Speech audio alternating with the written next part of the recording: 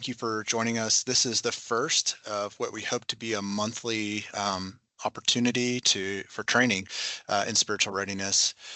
We've realized that there are certain topics and issues and initiatives and great ideas and programs and education and training that is always happening across the Chaplain Corps. And um, we don't always have the perfect pathway to present and provide that information to everybody. And so what this is really an attempt to kind of flatten communication and give opportunities to increase some education, advance some training that's going on around the Corps in this forum. And so we appreciate your patience with us as we work through some of the kinks. Apologize, little minor scheduling snafu. I was messing around with the Teams link and I kind of screwed up the original calendar invite. So if you got a decline message, it was because that was my fault. So apologies, but we're working through it. And so I want to introduce our speaker today, Chaplain Rolf Humquist. He is at STRATCOM. He's the command chaplain there. He has been working with him and his team on the Moral Compass Initiative for a number of years, and obviously he can speak to it far better than I can. But what they're doing is innovative, and it's really critically important, this information, and to what we're doing to mitigate moral injury and really to help develop our warfighters to face whatever challenges that they have coming up. So I don't want to steal any more of your thunder, Chaplain Holmquist, but I just want to thank you, sir, for joining us, for lending us your expertise. And I know you're going to speak to it, but this presentation that you're going to provide for us this afternoon has been honed over years and years and years of hard work and dedication in presenting this and providing it to airmen and guardians. So thank you for your work on this, and thank you for taking the time to share with us this afternoon. So over to you, sir. Thanks. I appreciate that, Chaplain Zecker. Ladies and gentlemen, good morning. I appreciate your time. Your time is very important. And so I thank you for spending time with us as we go over the Moral Compass Initiative. The goal is it's going to be less than an hour. I want to have the opportunity for any questions that may come your way. My last assignment was Shepherd Air Force Base, training base. And while I was there with the team, we developed these three modules that we're going to talk about: the values, ethics, and character. We noticed as we were with 10,000 young airmen that this was just a great petri dish and opportunity to kind of pour into them some skills that we thought that would help them in their personal life and then also in their professional life. And the moral compass really dovetails straight into what we're doing with moral injury with Chaplain Duncan. Can you hear me? Okay. So moral compass goes hand in hand with moral injury that Chaplain Duncan has initiated several years ago, and they have put a lot of work into moral injury. We have a guide on it now. We're learning so much more about what is moral injury. Well, if moral injury is the problem, then how can we mitigate moral injury? There's no specific solution. I don't think there's any solution to moral injury completely, as in there's no solution for suicide.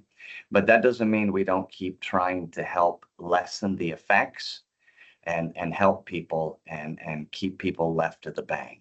So that's what Moral Compass is all about. Moral Compass is kind of an answer to moral injury.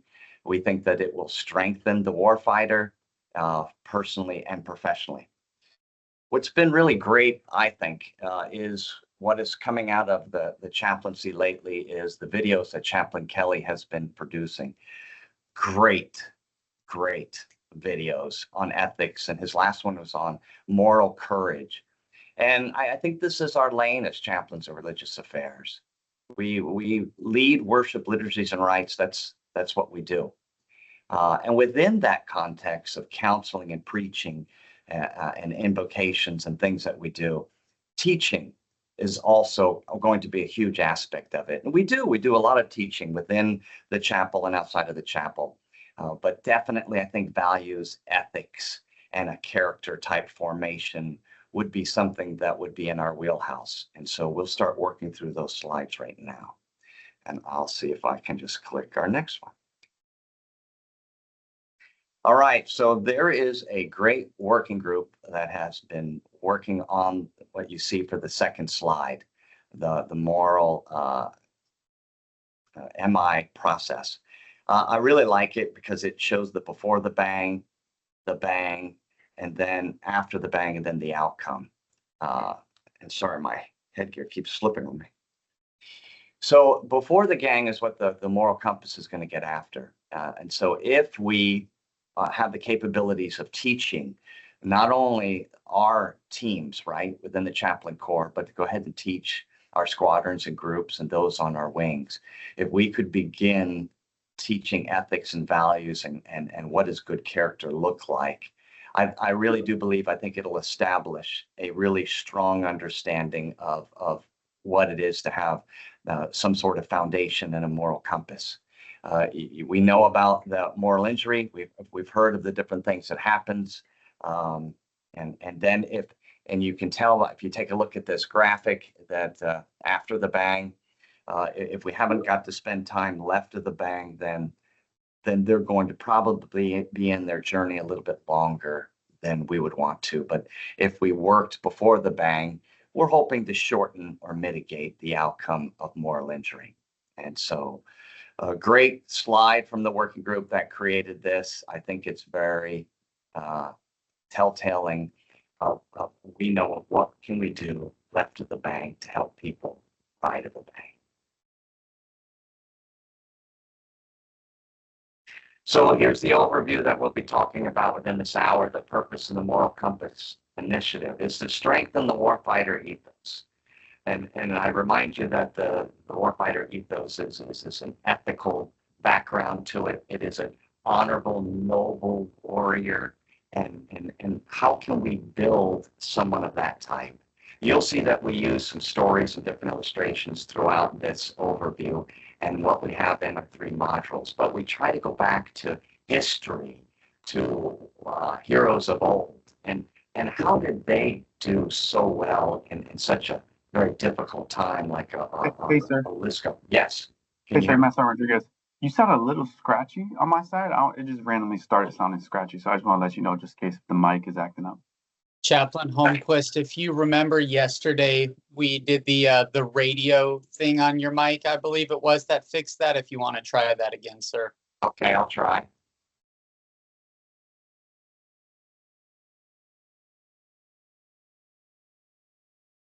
Robot. Testing 1 2, testing 1 2. Is that better? Loud and clear. Yes, sir. Okay. Sorry about this. I love technology, and I'm being sarcastic. And so, anyway, this is our overview. Then we'll talk a little bit about the 3 foundational modules, 1 dynamic approach, and then the end state. Of course, what we all want is a resilient combat force. So, what is your moral compass? I've spent some time kind of thinking about this over the past several years, and this is what I think kind of brings it on home. Your moral compass is comprised of your values, your ethics, and your character. You would look at it like a mathematical equation: value plus ethics equals good character, and it guides you through all adversity. A moral compass will strengthen a moral infrastructure that maintains decision making under pressure. Here at Stratcom, with the nuclear triad, you can imagine the pressure on the operators as we maintain the nuclear triad, whether they're the bombers, the submarines, or the missileers. But the job they have to do, and we pray that we never have to do it, but just knowing they may have to be part of a nuclear operation, it is a very stressful job indeed. So we want to be able to help them during that decision-making process. We're hoping that it mitigates moral injury by having a strong ethical foundation, and to be able to navigate mental, emotional, and spiritual health challenges and stresses. We already talked about warrior ethos. We'll talk a little bit more about the research, but there's some research out there that shows that if we spent some time helping their ethics and values and character, what we call the moral compass, ahead of time before war, that it gets them through war easier, helps them understand that whether they're having MI or not, and how to get help. I also placed here at the bottom, it sustains the force, and that's an imperative here for STRATCOM, and then fortify spiritual health. There's a great sentence within the national security strategy that says that restore and reinvigorate American spiritual health, without which long-term security is not possible.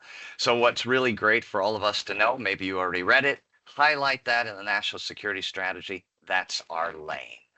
Restoring and reinvigorating, good word, huh? American spiritual health.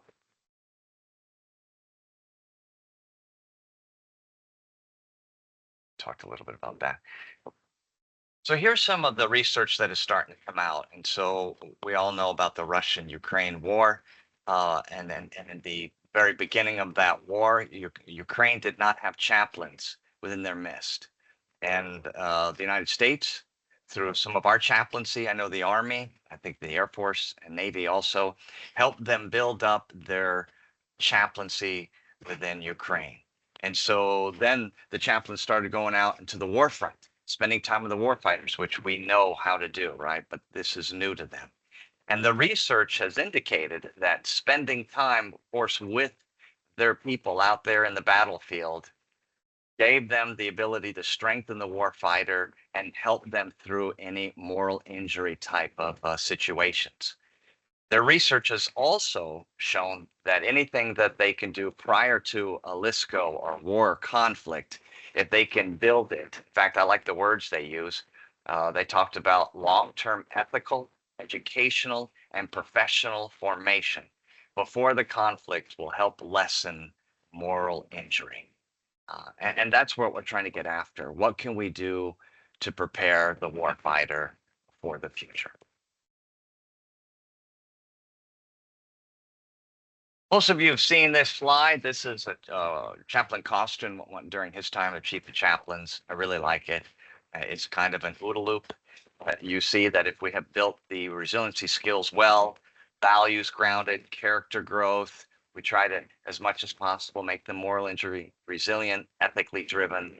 And then during conflict, whether it's personal, professional, we want them, when they perform, not just to survive, but to thrive, and then grow, and then repeat as the situation dictates.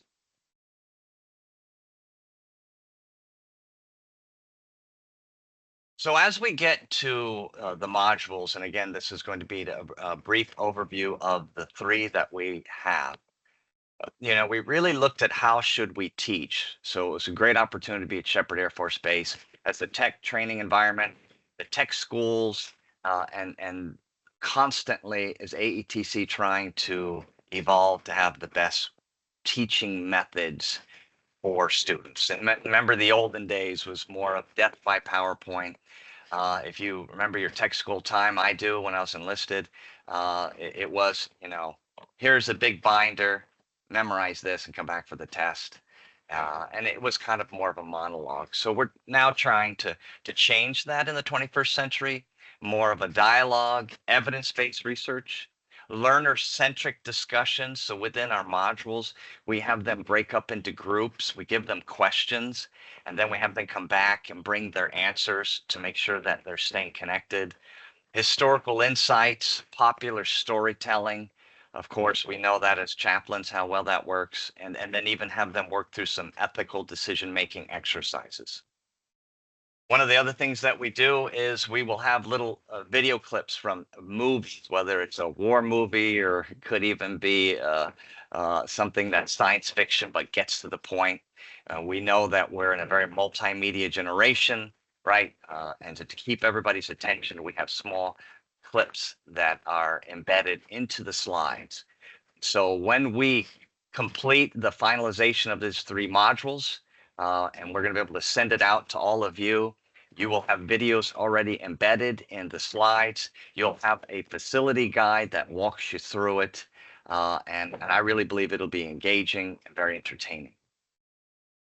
Something also to remember is when you work through the structure of these three modules, they'll have a structure to it, and you'll follow it with the facility guide.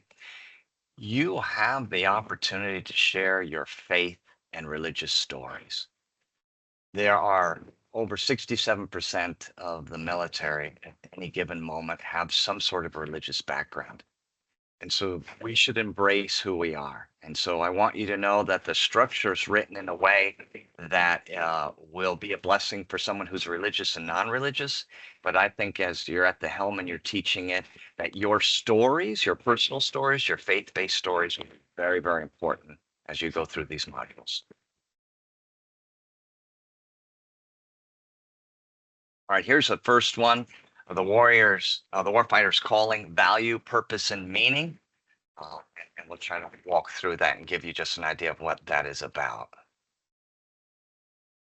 As you can see, and I give Senior Master Sergeant Holly Loden, she's the one that created this great graphic, Moral Compass, What's Your True North? You'll see that we're building a foundation for warrior ethos, ethics, values, and character. And this first module is on values. And so this is a clip that we won't show here because this is just an overview, but you'll see that there's a Master of the Air group discussion.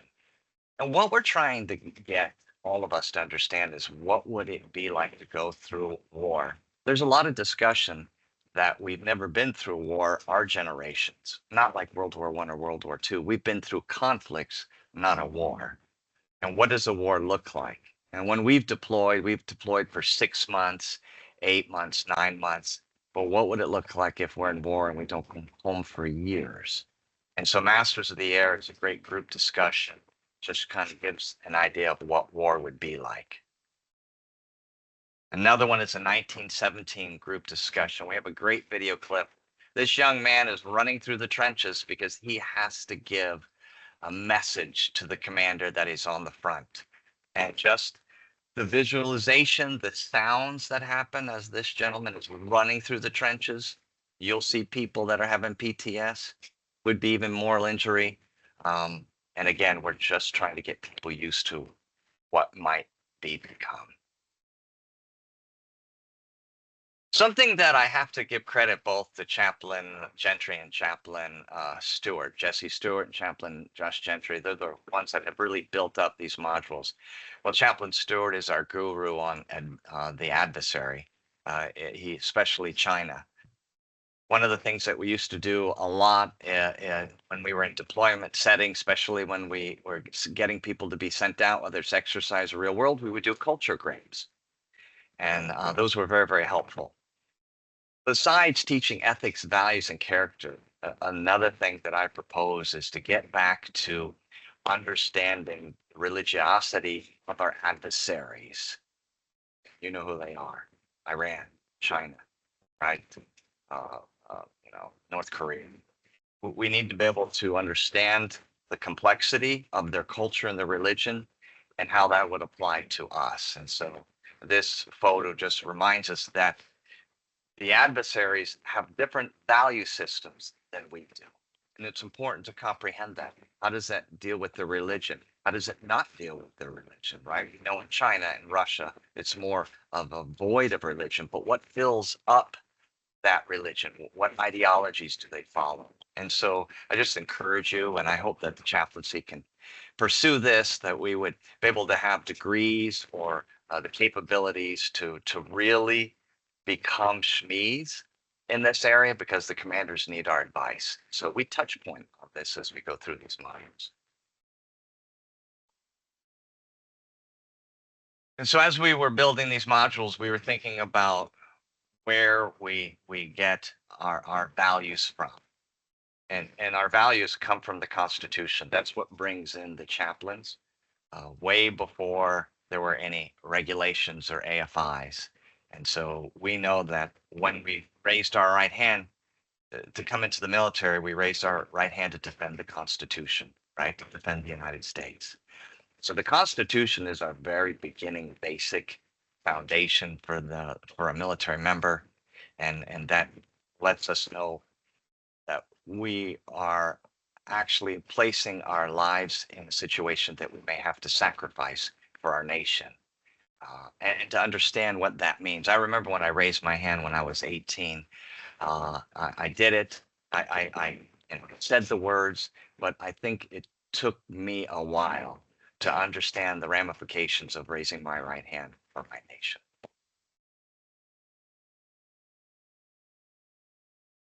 Great quote from Major General Karl von Clausewitz. The profession of arms, if it is meant to mean anything at all, has to be anchored to an unshakable code of honor. Otherwise, those of us who follow the drums become nothing more than assassins walking around in gaudy clothes, a disgrace to God and mankind. Just today, this morning, I listened to Chaplain Kelly again as he talked about moral courage. And then, of course, he's had 2 or 3 video clips on ethics. We are the beacon of ethics and values and character. They look to us to set the example, commanders do. And we are to take that torch, raise it up high, and not only advise the commanders, but I think we need to teach the next generation what it means to have values and have a code of conduct and be able to have great ethics and good character. And this all rolls right back to how can we stay spiritually fit and ready in troubled times. If you've seen these photos before, but pausing through all 3 of these modules is a great opportunity to talk about the people that you're teaching, their spirituality, their faith, and ask questions. How does your faith keep you ready in troubled times? What gives you your strength to be able to put one foot in front of the other?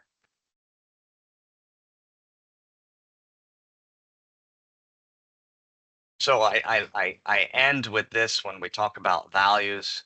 This is a spiritual readiness cycle I created a while ago to help people kind of comprehend what do they believe in. When I was, again, at Shepherd Air Force Base, the training base, you've got young men and women in there, and they're still trying to figure out who they are. Research shows that your mind doesn't fully develop till 25. There's research out there that self-awareness doesn't become heightened, or you're not at your zenith in your self-awareness until your late 30s. And so there's a growth journey for all of us as human beings. And I think that we can help people on their journey, whether it's faith-based or not faith-based. So I've created this spiritual readiness cycle, help people figure out what gives them value, purpose, and meaning. Many resources, good connectability. I think it's a great presentation, and it's embedded in our first module.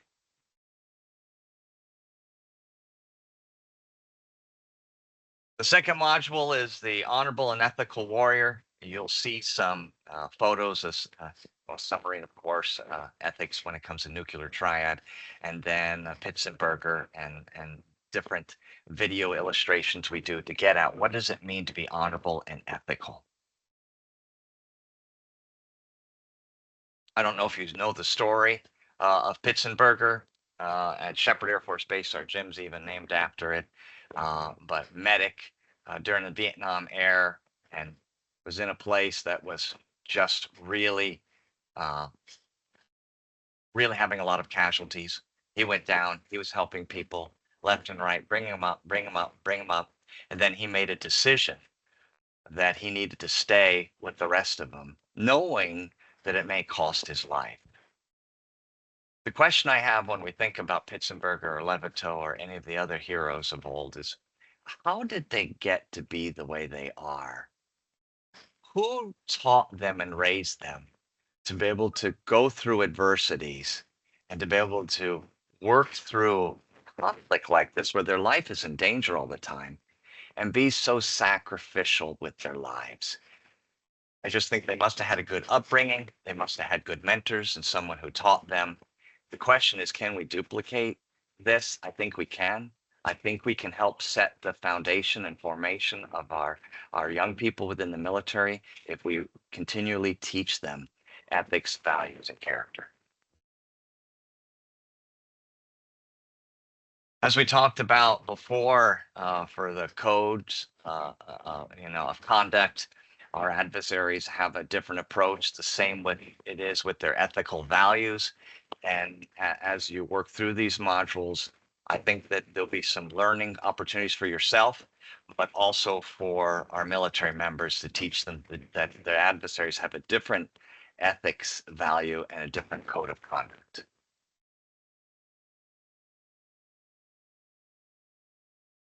And so I don't know if you got to see I don't know if you got to see the Ender's Game, but it's an old movie, but it is a really good one. And the story goes that this young man is playing a video game and he's with his friends. He's going through like a space academy. But in the end, when he does really, real well with this game, he finds out he played it for real. It wasn't virtual, it was real. And there were consequences to his actions. I think he won the war, but the casualty rate was very high. And they didn't let him know that it wasn't virtual. So there's an ethical dilemma for you. Another great illustration of ethics is Kem's ethical triangle. You'll see it to the right. We have a whole paper that he's written, 11 pages. It's really good. It talks about the consequences, the principles, and the virtues. And as you work out different ethical situations, you ask yourself, what kind of consequences will happen to what I'm going to do? What are the principles that I believe should be done? And what would the virtues be of this ethical situation? And so I think most of you know this already, but ethics is not innate. You're not born with the understanding of ethics. It needs to be taught and learned. And years ago, the chaplaincy, World War I and World War II, taught ethics, taught virtues and values. There was a formation that we were responsible for. And I still think there is today. And I think this new generation is just begging to learn about it.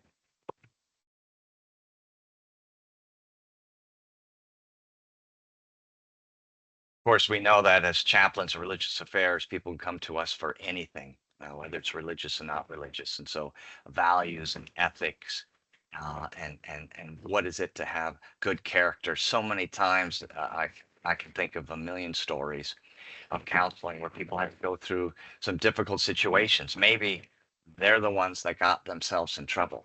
Maybe they're not the one that got themselves in trouble. But we stand strong to help people with their moral decisions, their values, and their ethics. And that's in our lane.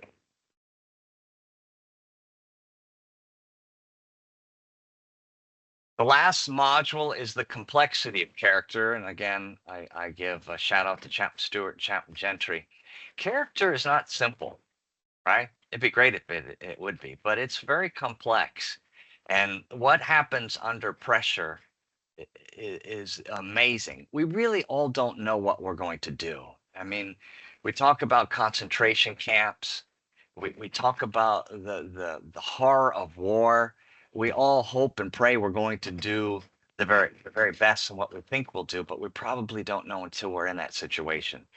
But that's why we all work at fortifying the warfighter's spirit with their values and their ethics, so that when the test comes, and it will come in personal and professional, that their character would shine through. And then again, here's some video clips. We'll just quickly talk about them that we use to illustrate the point. Working again on that foundation, ethics, values, and character to strengthen their warfighter ethos. Here you'll see, and again, this is a sampling, the modules, each module, with those 3 modules, each one is about an hour long. And you'll be able to go more in depth into values, do a step-by-step approach. And then when you go through the values, you'll get to their ethics and you'll start asking them some ethical questions, right? And after that, we'll talk about what does a good character look like. Down the road, besides these teaching modules, one of the things that I push, and then we're trying to do it here at Stratcom, is to embed ethical dilemmas in exercises. So as we prepare, our base does, for the Wings mission or the MAJCOM or a combatant commands mission, we need to place ethical exercise scenarios in the exercise so they can practice. And because sometimes, if not, I think that we're playing the exercise in a vacuum. We need to actually play it out as if there was some ethical dilemmas, which there will be. For example, when I worked at AFSOC as a deputy command chaplain, one of the mission sets that they went on during the Middle East war was they were set up within this town. They were waiting for a specific time and certain things to happen before they could carry out their mission. So they were on a standby.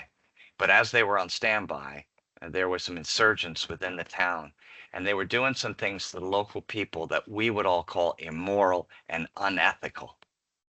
The trouble is the AFSOC operators could not do anything about it because it wasn't time for the mission to start. So there are moral injury issues that happen during conflict. There are ethical dilemmas. And the more we teach, I think the more we'll let them comprehend that and help them through those processes. So this is a spectrum of virtues. You know, if you're too much to one side, there's a deficit, right? If you're too much in excess, then that's an off balance. And what we're looking for is the mean. How can we help people find the middle of something like fear and confidence, courage would be the mean, pleasure and pain, temperance would be the mean. And so this is just one illustration we use in our modules. All right, we have some videos here. We're not going to show them, but again, if you got to see Apollo 13, it's an old movie. Look how young those guys are now. Yeah, at least in that video. But the character in chaos, these men had a situation in Apollo 13 where they had to MacGyver and duct tape their way back home. And they were under pressure. Not only that, but C2, Command and Control, was under pressure. And to see Command and Control work through the chaos and Apollo 13 is really a great illustration of character under pressure. Of course, Top Gun. Who couldn't use Top Gun? We know that's another great illustration as they went through all kinds of scenarios of character under pressure. Last one may be a new one, and if you need an exciting thing to do this weekend, I highly encourage you to see the House of Dynamite. House of Dynamite on Netflix. It's a 2025 movie. Have to be on Netflix, but House of Dynamite. And it plays out the scenario of an inbound nuclear missile to the States. And you get to see it all played out. You kind of you get a little idea of what happens here at STRATCOM and what we do as a command and control. And also what does our nuclear triad do for us with missiles, bombers, and submarines. But we use this clip.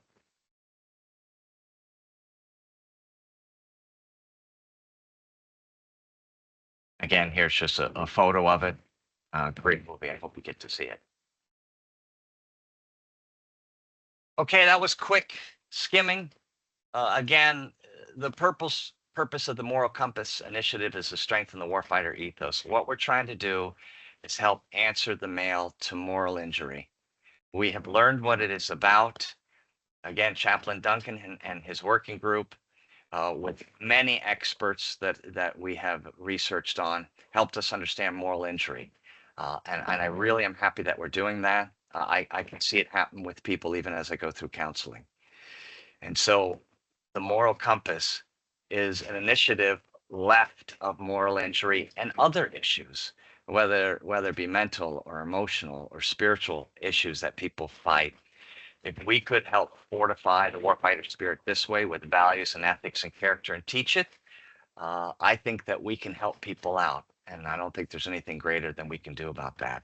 The end state is we do want a resilient combat ready force, not only for professional settings for ALISCO or for peer-to-peer competition, which we're all trying to prepare for, but for personal reasons also.